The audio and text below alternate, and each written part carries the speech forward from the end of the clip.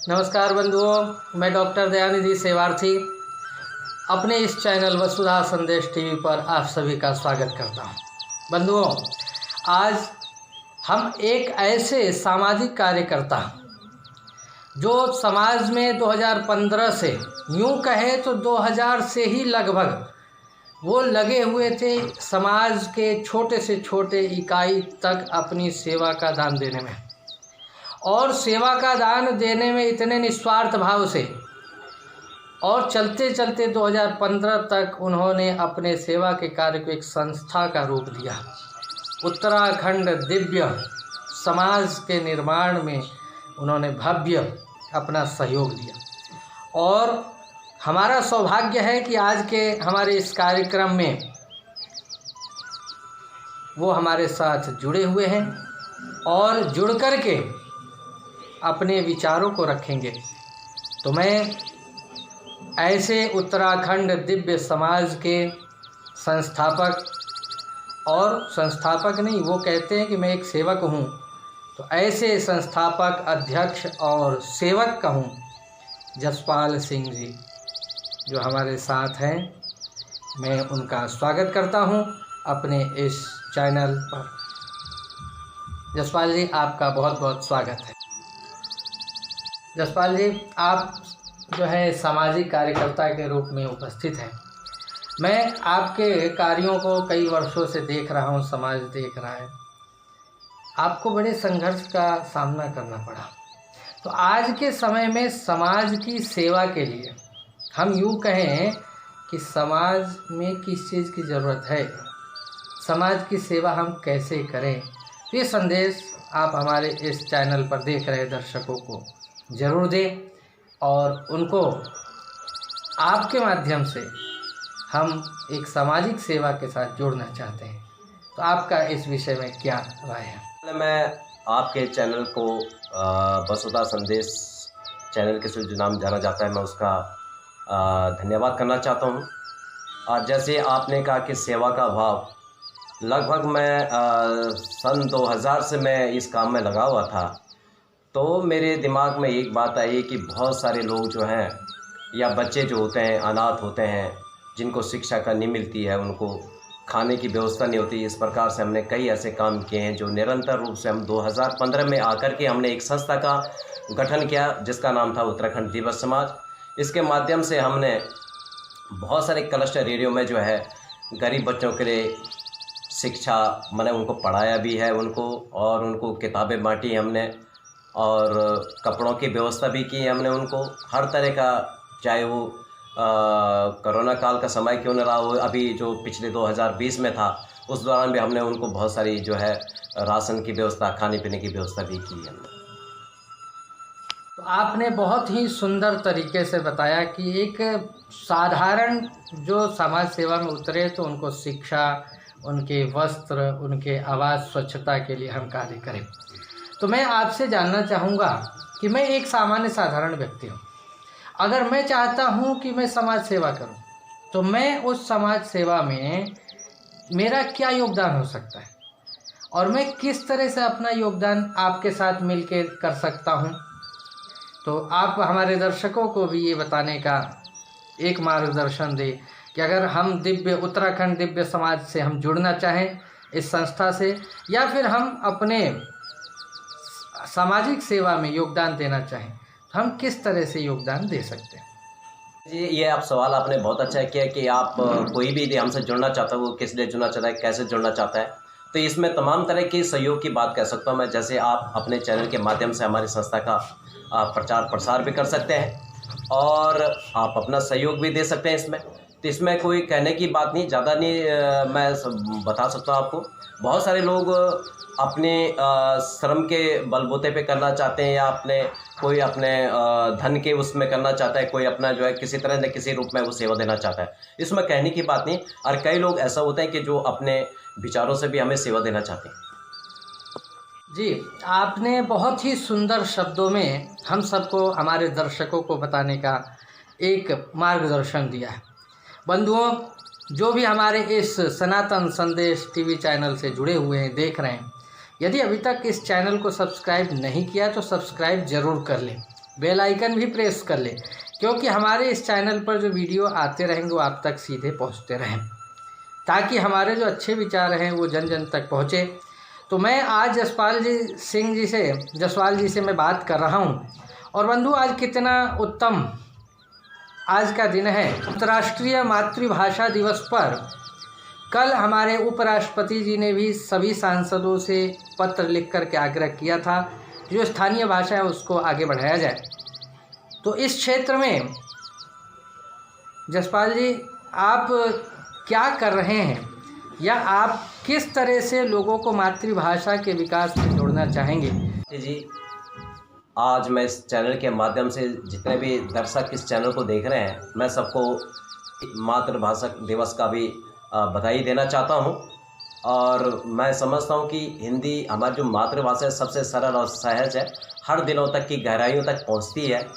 और मैं ये ज़रूर कहूँगा कि हिंदी जो शब्द है, हमारा जो हिंदी भाषा है हमारी, बहुत अच्छी है। सबसे आज दुनिया के जितने भी देश में देखेंगे तो हमारी हिंदी भाषा को सीखने के लोग जो है तत्पर, जिज्ञासा होती है उनके लिए। आज तो आपने बहुत ही सरल शब्दों में समझाया कि हिंदी हमारी मातृभाषा, वैसे अंतर्राष्ट्रीय मातृभाषा में हिंदी, मराठी, तेलुगु, गुजराती, इंग्लिश, संस्कृत, कोई भी मातृभाषा हमारी हो सकती है। तो हम मातृभाषा को आगे बढ़ाएं, जिसमें आपका मार्गदर्शन हम सबको मिला। मैं चलते चलते आपको, दर्शकों को जोड़ना चाहूँगा कि साहित्य के क्षेत्र में निराला जी के नाम तो सब जानते हैं, और क्रांतिकारी लेखक, तो आज उनकी जयंती भी है। तो मैं चलते चलते जसपाल जी से आग्रह करूँगा कि साहित्य की तरफ, पुस्तकों की तरफ, लेखन कला की तरफ कैसे युवा जुड़ सके, समाज जुड़ सके, आपका इस ओर भी क्या संकेत है, क्या संदेश होना चाहिए?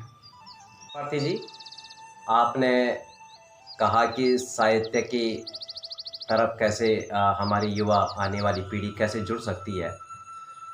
ये तो ऐसे बच्चों का धीरे धीरे जो पठन पाठन का कार्य हो रहा है, वो बच्चे हर तरह के फील्ड में जाना चाहते हैं। कोई साहित्यिक में जाना चाहता है तो कोई और तरफ जाना चाहता है। अपने अपनी रुचि धीरे धीरे बच्चे बढ़ाते हैं, जैसा उनको माहौल मिलता है कि किस माहौल में वो रहते हैं तो उस तरफ उनका ध्यान भी आकर्षित होता है। यदि आपके घर में यदि कोई साहित्यिक या साहित्यकार है तो ज़रूर उस तरफ उसका जो है उनके बच्चे भी उसी तरफ आगे बढ़ते हैं। और मैं इस चैनल के माध्यम से कहता हूँ कि साहित्यकार होना बहुत अच्छी बात है। आज तमाम जो लोग इस साहित्यकार पे बहुत सारी बातें करते हैं, और मैं युवाओं से आह्वान करना चाहता हूँ कि बच्चों, आने वाला समय आपका है। आप हर तरह जो आपकी इच्छा करती है, चाहे वो साहित्यिक हो, चाहे वो हर तरह कोई भी तरफ हो, आप तो उस तरफ आप ज़रूर इसका अपना रुझान रखें या आपका जो इस पे वो देखें। तो मैं इससे वो करता हूँ। धन्यवाद। आप सभी ने आज जसपाल सिंह जी के विचारों से ये सुना, समझा कि मातृभाषा का क्या योगदान है हमारे जीवन में, और निराला जी ने अपने साहित्य के माध्यम से हम सब के लिए क्या प्रेरणाएं दी। बंधुओं, आज एक ऐसे क्षत्राणी रानी चेन्नम्मा का बलिदान दिवस भी है। मैं चलते चलते मैं आग्रह करूंगा कि आप युवतियों को, देश की जो युवती हैं, युवा हैं, उनका आदर्श कौन होना चाहिए। क्योंकि हमने देखा है कि हीरो हीरोइन लोगों को युवतियों ने, युवाओं ने आदर्श माना, और वो आदर्श ऐसे निकले जो नशा की तरफ जाने वाले थे, जो एक दूसरे को नीचे गिराने वाले थे, किसी को काम में आगे बढ़ने नहीं देने वाले थे। तो ऐसे आदर्शों के भी पोल खुलते गए हैं। तो ऐसे आधुनिक समय में हमारा आदर्श कौन हो। रानी चेन्नम्मा के आज बलिदान दिवस पर भी आप कुछ विचार अपने रख सकें और युवतियों को खास करके एक प्रेरणा संदेश आप दे सकें, तो मैं दर्शकों की तरफ से आपसे आग्रह करना चाहूँगा। मैं सबसे पहले आपने नारियों के बारे में बात की है, तो मैं सबसे पहले मातृशक्ति को प्रणाम करना चाहूँगा कि जितने भी मातृशक्ति से चैनल से जुड़े। और हमारी आदर्श यदि आप नारी शक्ति में यदि देखें तो हमारे पास बहुत सारे, जिनका मैं नाम लेना भी मुश्किल हो जाएगा, बहुत सारे उदाहरण हैं हमारी। जैसे सीता माँ हैं, जैसे बहुत सारी हैं जिन्होंने त्याग इतनी तपस्या की है, मैं ज़्यादा नाम नहीं लूँ। जैसे पार्वती जी थी, तो बहुत सारी हैं। जैसे आप वीरांगनाओं में नाम लेते हैं तो रानी लक्ष्मीबाई जी का नाम भी बहुत बड़ा है। उन्होंने भी बहुत सारे कष्ट, देश की क्रांतिकारी में उनका नाम शुमार है। तो ऐसे में मातृशक्तियों को भी प्रणाम करता हूँ, नमन करना चाहता हूँ।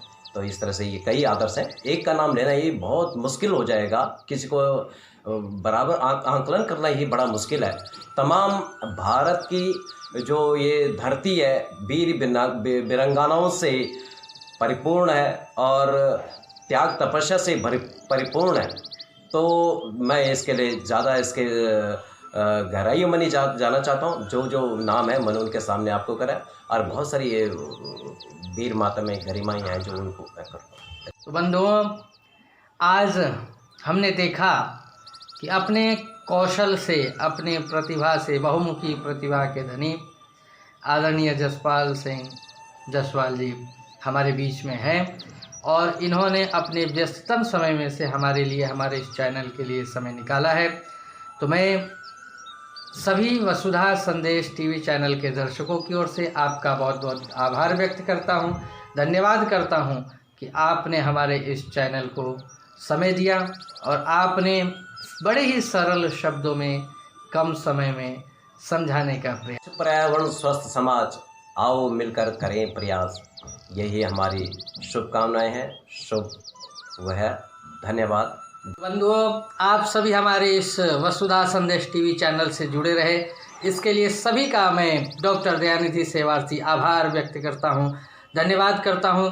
आज के इस चर्चा को यदि आप पसंद कर पा रहे हैं, आपको पसंद आए, तो आप इसे लाइक शेयर ज़रूर करें। और यदि हमारे इस चर्चा में कोई आपको सुझाव भी देना है तो नीचे चल रहे नंबर पर या कमेंट बॉक्स में आप मैसेज संदेश दे सकते हैं। आगे किसी और प्रसिद्ध हस्ती के साथ, किसी और आदर्श सामाजिक कार्यकर्ता के साथ हम इस कार्यक्रम में जुड़ेंगे। तब तक के लिए धन्यवाद, आभार, नमस्कार।